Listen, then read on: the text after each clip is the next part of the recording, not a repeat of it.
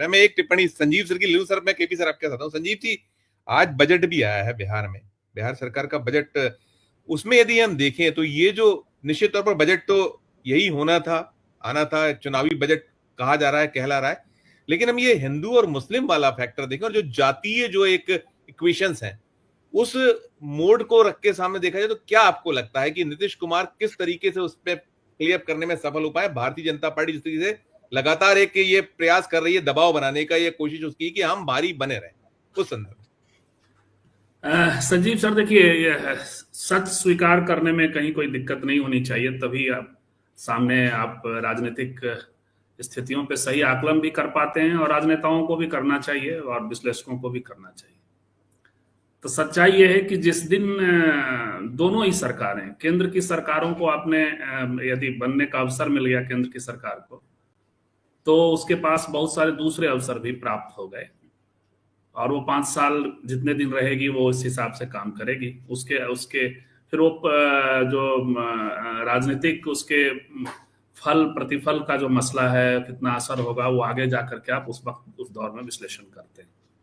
वही हुआ जब नीतीश जी की सरकार अब इधर चली गई और बाजप्ता वो काम कर रहे हैं। 2020 में जब तेजस्वी यादव चूक गए तो नीतीश जी के सामने खुला खेलने का अवसर था और है।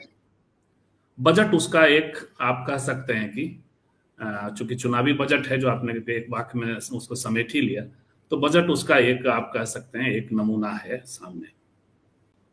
सच्चाई ये है कि जब नीतीश कुमार की पार्टी जदयू, बीजेपी, लोजपा और जीतन राम मांझी की पार्टी हम, और उपेंद्र कुशवाहा भी आजकल अंदर हैं जदयू में, तो ये सब जब एकजुट हो जाते हैं तो बहुत लार्जर साइज बोट का बन जाता है। उसमें किसका कमेगा घटेगा ये एक अलग बात है। कितना नीतीश जी अभी प्रभावी हैं, कितना 20 में थे, 20 आप प्रभावी तो उन्होंने सिद्ध कर दिया 24 के चुनाव में। हमारे आपके आकलन से अलग ही ये मसला हो गया।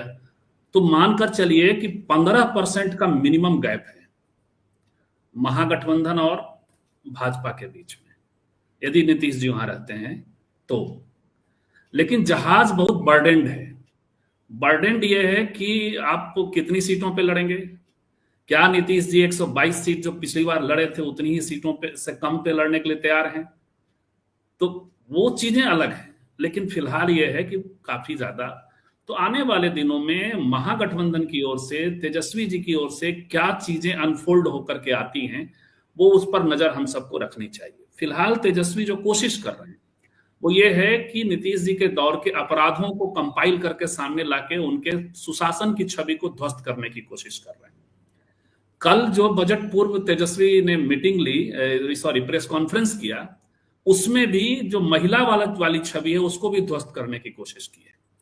और यह भी कोशिश की कि बजट के जो वादे अभी आएंगे, खास करके जैसे 90 लाख, ये जो 2,94 लाख परिवारों को 2 लाख देने की जो बात थी, तो वो सब ये चीजों को सेंटर में लाके कितना मुद्दा बना पाते हैं, कितना इस गैप को क्या कर पाते हैं, अंतिम स्वरूप में महागठबंधन कैसा उभर कर आता है, कैसा इंडिया गठबंधन आता, ये सब चीजें मायने रखेंगी। तो ये गठबंधनों का स्वरूप मैंने बताया, वो कास्ट का स्वरूप भी उसमें निहित है। आप जो कास्ट वाला सवाल कर रहे हैं, क्योंकि मांझी जी, चिराग पासवान, सब अपने अपने पॉकेट का प्रसंग है, सबके सब अपने जो है। ये नीतीश कुमार भी है तो कास्ट समीकरण ही किया है वहां, अति पिछड़ों का जो उन्होंने काम किया, या जो महादलितों के लिए जो ये उनका अपना एक पॉकेट डेवलप किया है, अपने कुर्मी 2.5-3% वोट से अलग उन्होंने बनाया है। तो ये होगा। हिंदू मुस्लिम वाला जो प्रसंग है उसका देखना है कि कितना नीतीश जी यदि वहां रहते हैं तो क्या वैसा खुला खेल हो पाएगा जैसा खुला खेल वहां करने की कोशिश की गई झारखंड में, या क्या गिरिराज सिंह को या ऐसे जो दूसरे कथित, इन लोगों को आजकल फायर ब्रांड, इनको नफरती नेता कहना चाहिए, इन नफरती नेताओं का कितना नकेल बन पाएगा, ये सब पर भी एक नजर रहेगी।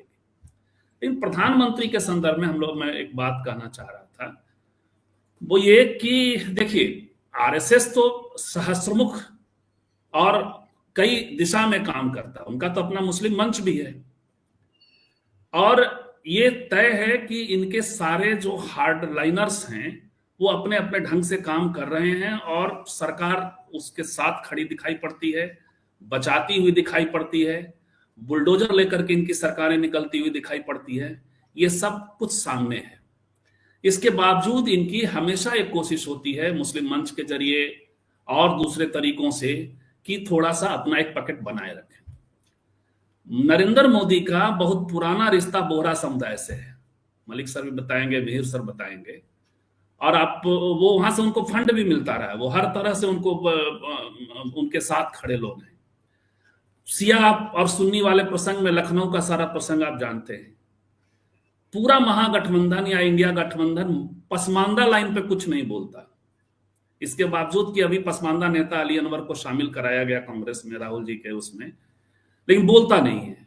और देखिए कि पसमानदा, अब सबसे ज्यादा नुकसान किसको है, ये कॉमनल लाइन से बीजेपी का सबसे ज्यादा मारा कौन जा रहा है, सबसे ज्यादा तंग कौन है, किसके ठेलों में मांस खोजा जा रहा है, बीफ खोजा जा रहा है, वो सब पसमानदा है। लेकिन फिर भी नरेंद्र मोदी पसमानदा पसमानदा की बात कर रहे हैं। 194 शायद या 94, वो भी करेक्ट करिएगा, गुजरात में नीचे म्युनिसिपल काउंसिल में जिता के लेके आ गए और उससे दुगना उन्होंने खड़ा किया था। उत्तर प्रदेश में कर गए, तो वो अपना काम उधर वो कर रहे हैं और कॉमनल एजेंडा भी साथ साथ चल रहा है। हम अनिल सर की तरह इस सुविधा से काम नहीं करेंगे कि वो कर, मतलब वो कर रहे हैं तो उसको पकड़ बात करनी पड़ेगी जी। और उन्होंने जो बात कही, वो जो कह रहे हैं कि एकम सद बहुधा बदंती, तो ये तो आरएसएस के खिलाफ लाइन है। ये कब हैं एकम सद बहुधा बदंती वाले? ये तो हिंदुत्व को भी इस्लाम के फ्रेम में ले जाना चाहते हैं, क्रिश्चियनिटी के फ्रेम में ले जाना चाहते हैं, एक राम सर्किट में बना देना चाहते हैं। तो एकम सद बहुधा बदंती कहां? हिंदू धर्म की तो खूबसूरती यही थी ना, हिंदू धर्म तो कुछ था नहीं, आस्थाओं का एक समुच्चय है। जी। यानी एक सच को बहुविध कहने वाले लोगों का समुच्चय है, मानने वाले लोगों का समुच्चय है, समूहों का समुच्चय है। कोई देवराहा बाबा पूज रहा है, कोई मरी माई पूज रहा है, कोई शीतला माई पूज रहा है, कोई महिषासुर पूज रहा है। महिषासुर का मंदिर है सर आपके बगल में जहां बैठे हैं, महोबा में, और वो भारत सरकार द्वारा संरक्षित है। तो कोई देवी दुर्गा पूज रहा है, ऐसा था। लेकिन ये यहां बात कर गए। लेकिन एक बात है जो मानना पड़ेगा कि प्रधानमंत्री इस मामले में बड़े टैक्टिकल है। एक बड़े वामपंथी नेता ने पर्सनली मुझसे कहा कि ये पहला प्रधानमंत्री है अब तक के इतिहास में जो संसद में थिरुवल्लुवर को कोट करता है। अब बताइए थिरुवल्लुवर को क्यों कोट कर रहा है? वो इसलिए कोट कर रहे हैं कि उनको तमिलनाडु में वो जो बनारस और वो है ना, तो तमिलनाडु एक ये है और एक सेंटिमेंट का मामला है। इतना मजबूत शत्रु जिसका गोल तय है कि वो एक ही लाइन में ले जाना है, राम सर्किट का एक हिंदुत्व खड़ा करना है, हिंदू राष्ट्र बनाना है, जिसका गोल तय करना है, वो ऐसे एक्ट करता है और सधा हुआ एक्ट करता है। ऐसे शत्रु से जब आप लड़ते हैं, चाहे वो बिहार चुनाव हो चाहे दूसरी जगह, तो वोकैबुलरी से लेके, तैयारियों से लेके साहस, ये बहुत ज्यादा जरूरी होता है। संजीव सर, जो बातें नीतीश कुमार जी को लेकर होती हैं कि वो कुर्सी है और अब कुर्सी के साथ पुत्र मोह भी जुड़ गया है, और पुत्र मोह में बहुत सारी चीजें उसमें हमने देखी है कि फिर वो जब पिता होता है वो कहां तक चले जाता है। तो क्या अब संभावनाएं जैसी हो रही हैं, जो उनको दिख रहा है कि हम कहीं ना कहीं ऐसा ना हो कि मुझे शिंदे बना दिया जाए, या और जो धोखेबाजी की चेहरा मेरा सारा आप हासिल कीजिए और बाद में हमको दूध में से मक्खी की तरह निकाल के, या एक ऐसे कोने में पटक दिएगा जिसके बहुत आगे जो राजनीति चलनी नहीं है, बेटे का फिर स्थापना हो नहीं पाई। तो ऐसी परिस्थितियों में क्या संभावनाएं दिखती हैं कि बिहार में भी कुछ खेल होने या जो पलटने वाली बातें होती हैं, कुछ संभावना देखते हैं, कुछ होता है, क्या देखते हैं संजीव? देखिए, जदयू परेशान तो है ही। मैंने पहले बार भी कहा कि 122 सीटों से कितना नीचे सीटों पे लड़ने के लिए तैयार होंगे। सबसे मेजर क्वेश्चन तो यही है उनके सामने। दूसरा, ये जो अभी मंत्रिमंडल का विस्तार हुआ और जिस तरह से जातियों का समीकरण उनके पकड़ के जाति समीकरण साधे गए, उससे भी परेशानी है। तीसरी बात है कि जदयू जो है नीतीश कुमार के बाद, और नीतीश कुमार की तबीयत को लेकर के जो सिजोफ्रेनिया और उसकी बात कही जा रही है, डिमेंशिया की बात, सिजोफ्रेनिया तो नहीं, डिमेंशिया और ये है, तो वैसे में यदि कोई नहीं रहा तो जदयू बिखर जाएगा। तो इस पर एक तैयारी चल रही है और एक कहा यह जा रहा है कि एक खेमा, खास करके जो मनीष वर्मा वाला जो वाली लॉबी है, वो इस पर ज्यादा काम कर रही है। मनीष वर्मा कुर्मी समुदाय से आते हैं और वो कोशिश कर रहे हैं कि वो, बहुत सारे लोगों ने आपने देखा कि तेजस्वी ने भी स्वागत किया कि उन्हें आना चाहिए राजनीति में, उसके भी अपने निहितार्थ हैं। और एक सूचना और दे दूं दर्शकों को, जो निशांत की पढ़ाई की व्यवस्था लालू जी ने की थी और उसके लिए नीतीश जी ने कहा नहीं था। लालू जी को पता चला तो उन्होंने कहा कि वो कभी नहीं आएगा उस तरह से, उनका अपना स्टाइल है, नीतीश तो आएगा नहीं कभी। लेकिन उसके बाद उन्होंने जो है, उसमें सीएम का कोटा होता था, तो बीआईटी मेसरा में उनके बेटे की, तो सबसे रिश्ते भी हैं, सब कुछ।